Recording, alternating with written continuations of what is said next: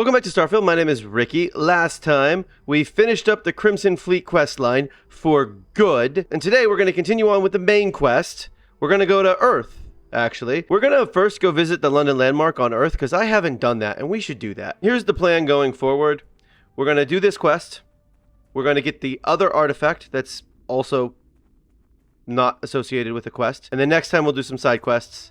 And then the time after that, well, we'll see how long it takes me to get through these side quests. Because I want to save the final artifact you get before you actually, go to beat the game for the second to last thing we do in the game. And then, of course, the final thing will be the final mission to get all the rest of the artifacts. And then, New Game Plus. Engine spin-up time almost complete. Total time 5 minutes, 22 seconds. Right on schedule. How are the helium-3 valves holding, Nova? We double-checked the leakage concerns this morning before the launch. All signs green. Any changes to the calculation sequence from Voltaire? No changes since we uploaded the last figures yesterday. It's a clean shot from here to Jupiter. One day the computer will be on board the spaceship. Just imagine that. One miracle of science at a time, Canaveral. Counting down in 5, 4, 3, 2, 1.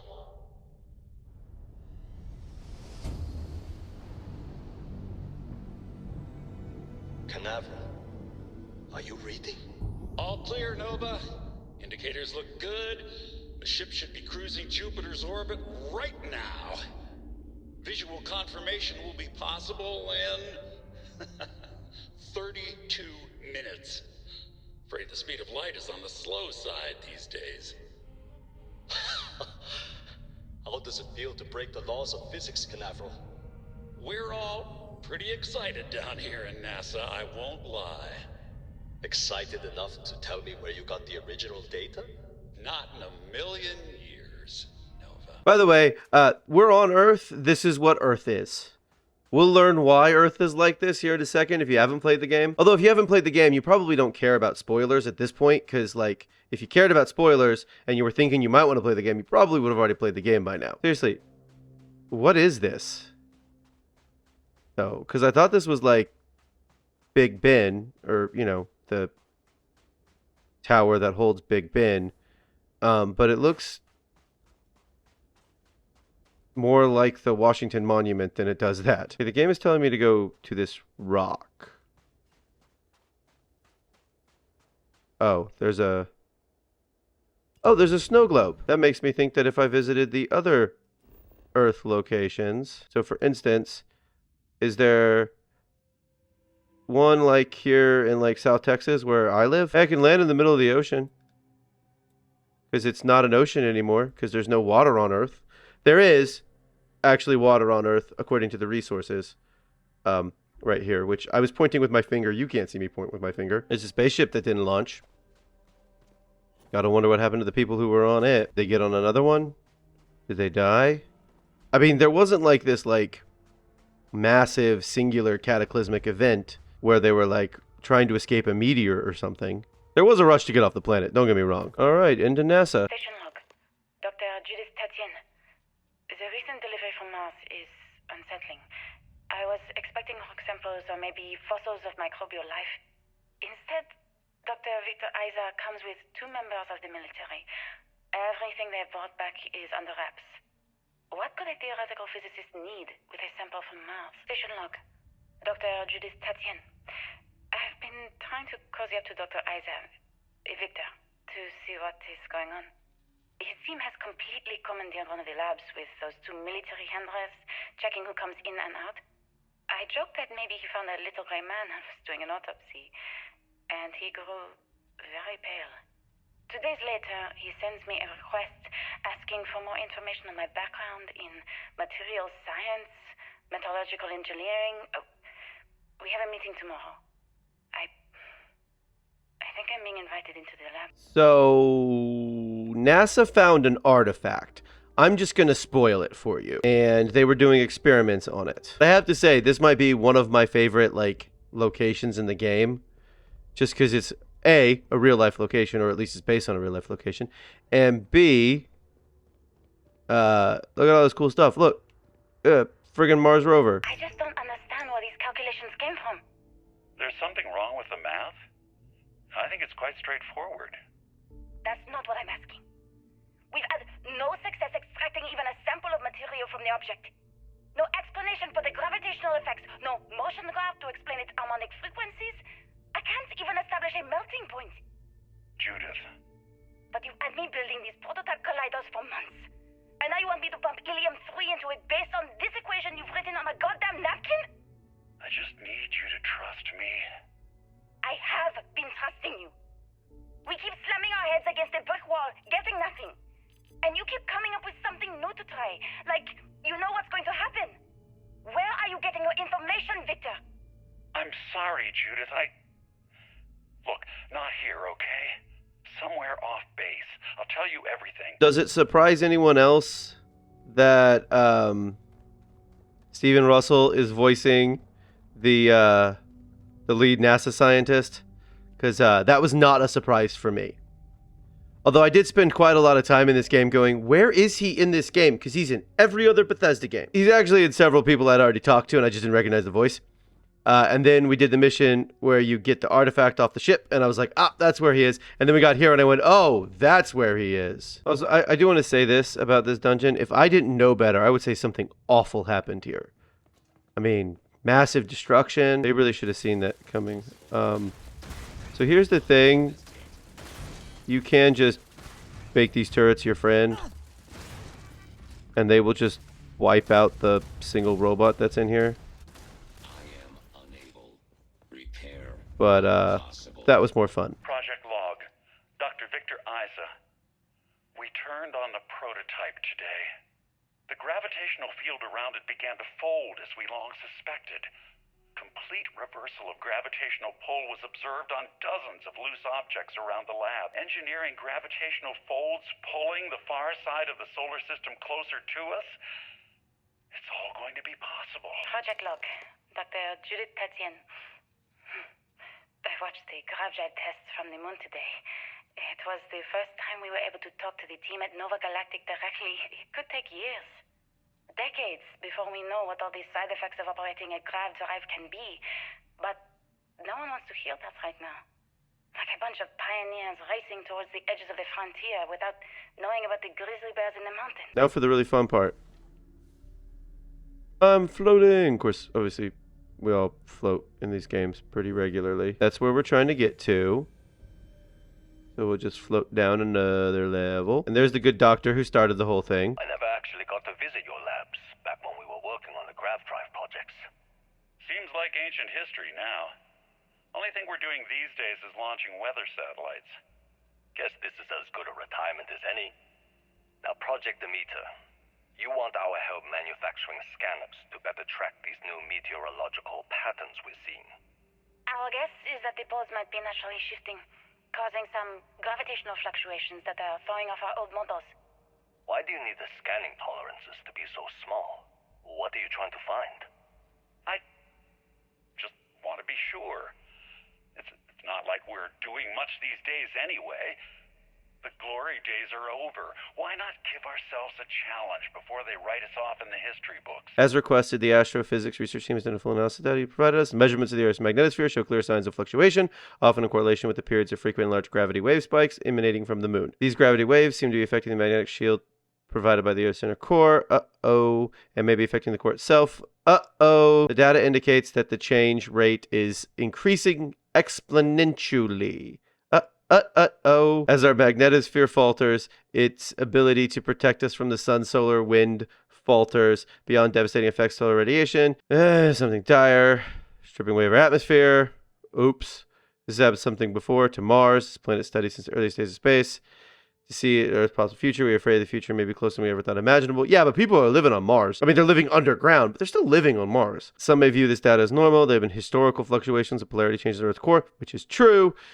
This is orders of magnitude greater, which is also true, at least in the game. We see echoes of previous generations' debates over global warming, and we want the science here to be clear. Like waves in the ocean, these gravity waves rise and eventually crash into the shore, the Earth, with devastating consequences. They're actually, I said that they weren't racing against the clock to get everyone off the planet, but maybe they were. Like, I mean, obviously I knew this, but now it occurs to me, maybe they had a real ticking clock. When I said that earlier, I meant like, if we don't get off this planet in the next 20 minutes, everyone's going to die. I always assumed it was like, we need to leave because in 20 years, this planet is going to be completely uninhabitable, so we might as well get a jump on it. I may have been wrong on that. I know what I'm seeing, Victor. The data coming back from the satellites is very clear. It's the grav drives. All those jumps from the moon. At this rate, Earth's atmosphere is going to start sputtering out into space. Can the drives be fixed? I'm working on some designs that should discreetly solve the problem, under the guise of an emergency update to the fueling pumps. We're talking about the end of Earth, and you're trying to be subtle about it. Judith, the last thing we need is people losing faith in grav drive technology. That might be our only option. To what? Are you seriously saying we should abandon Earth? The timeline is under 50 years. A blink of an eye for a planet, but more than enough time for a human exodus. And what do we tell people? We say it's an act of God, one that science has found a solution for. Time for humanity to take its place in the stars. You knew, didn't you? You lied to me. All this time. I dedicated my life to this discovery, Victor. And you knew we were going to kill off our planet? You haven't seen the future I've seen. There's an infinite expanse of promise out there. A meteor could have hit Earth. A plague, another world war. Colonizing other galaxies secures humanity's future for all coming generations, across all time. At the expense of our home. There isn't a planet in this universe that will be far enough away from you, Victor.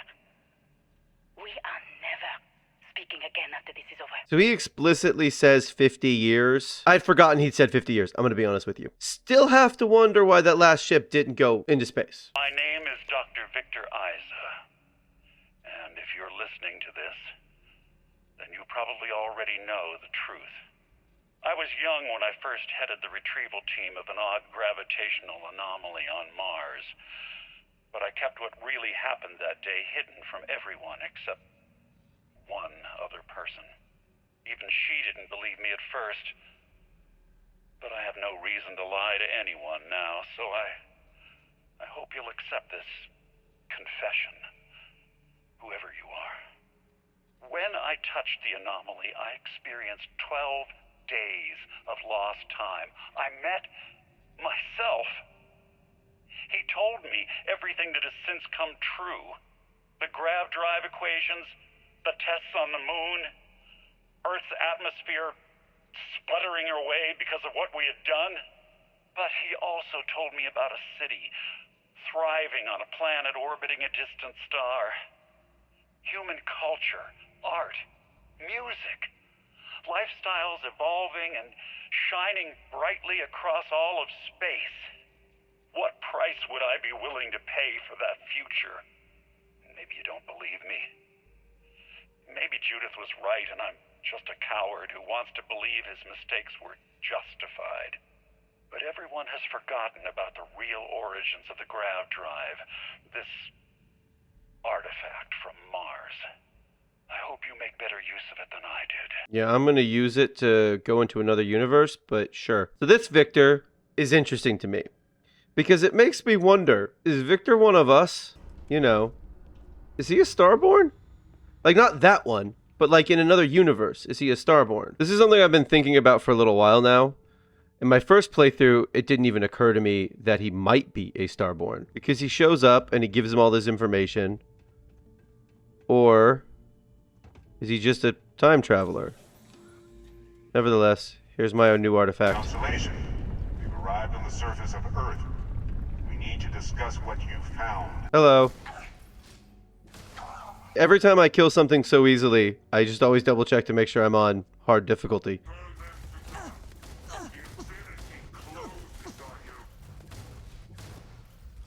I keep looking for the bodies. They're not there. You can briefly see what they have on them, but I've never, ever been able to successfully loot one of them.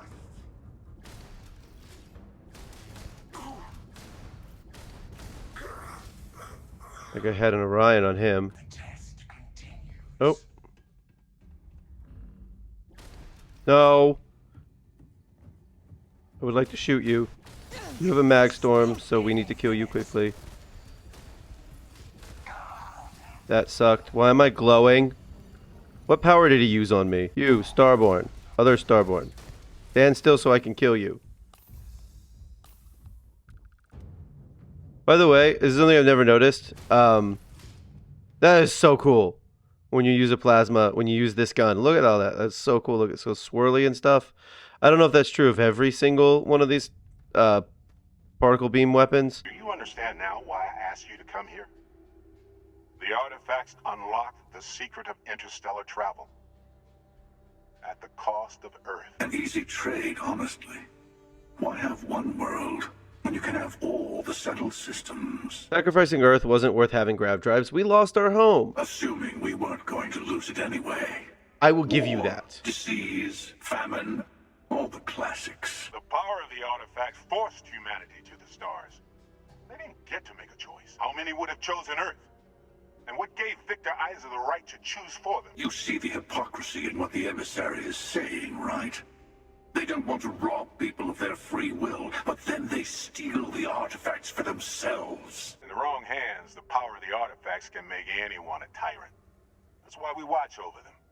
The only thing you're watching out for is yourself. The emissary is right. The artifacts need to be in the right hands. Join me, old friend. We can collect the final pieces together. Here's the deal. There are three options here. You can side with the emissary, the hunter, or neither of them. I'm going to side with the emissary because you got to side... Well, I'm going to side with one of them because I won't have a companion to help me with that final fight, and it is not easy. I'm siding with the emissary. Thank you. Well, can't say I didn't try. We'll settle this at the usual place. Very Temple. We'll be there. If you don't mind, I'd like to get through here. Thank you. And then into here. Thank you. And then onto the turret control thing. You guys really should lock this door and recalibrate. Oh, you guys really suck at this turret nonsense.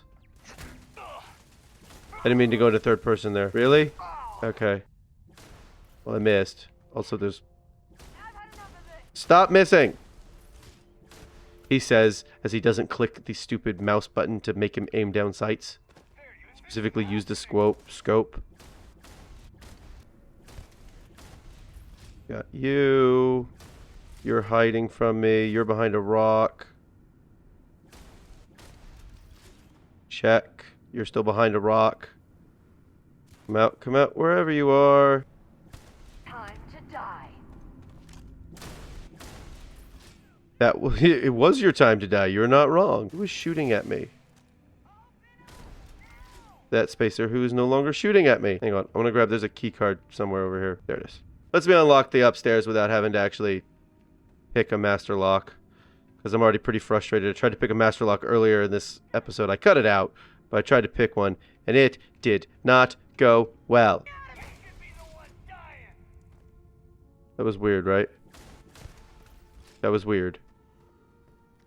Kind of just stood there for a second. Oh, I didn't want to do that. Kind of just stood there for a second. There's a magazine in here. Permanently adds 5% to melee critical damage. Well, that's not useful for this run. I mean, it'd be incredibly useful in a melee run, don't get me wrong. Oh, right. I kind of forgot what we were doing. You remember why we came here? Because we didn't just come here to kill these spacers. Because if we had, I wouldn't have, like, done it. We came here to get the artifact. Completely forgot. There's a Starborn is going to show up. Send them back to the stars. Yep, I will definitely send you back to the stars. Yeah, also, I don't like this. Artifact... Nope. Artifact Omicron. Next time, side quests. I haven't decided how I'm going to do it, and I've been thinking maybe I'll just record all the side quests that I have left and just put the ones that are interesting in the episode. This has been Starfield. Thank you for watching. I'll come back soon for more Starfield.